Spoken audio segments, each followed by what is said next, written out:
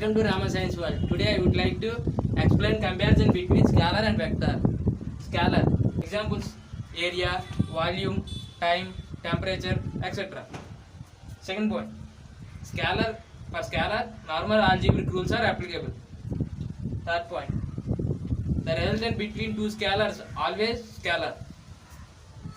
Fourth point, for scalar can change its terms into magnitude. Vector is a quantity. It has both magnitude and direction. Examples: displacement, acceleration, velocity, momentum, etc. Second point, the resultant between two vectors either scalar or vector. Third point, vector algebraic rules are applicable. Fourth point, vector can change its terms both magnitude and direction. Thanks.